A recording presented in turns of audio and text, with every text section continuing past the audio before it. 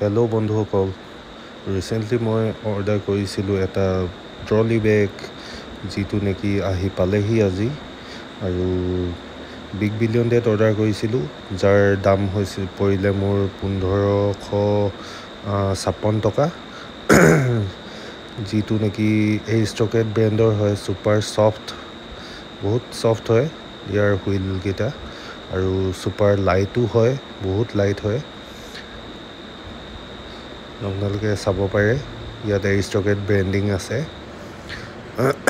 ছাইডত ধৰিবলৈ হেণ্ড গ্ৰিপো আছে, বহুত লাইট হয় কিন্তু। আৰু লক কৰিবলৈ কি পেটাৰ্ণৰ দিছে, লক কৰি ৰাখিব পাৰিম আমি ছেফটিৰ কাৰণে। বঢ়িয়া ব্ৰেণ্ডিং হয় কিন্তু। এৰিষ্ট্ৰকেট এটা ব্ৰেণ্ড যিয়ে নেকি 7 বছৰ ৱাৰেণ্টিও দিয়ে। এইখনতে এতিয়া ৱাৰেণ্টি পিৰিয়ডটো এক্টিভ কৰিব পাৰি। ইয়াত QR কোড দিয়া আছে।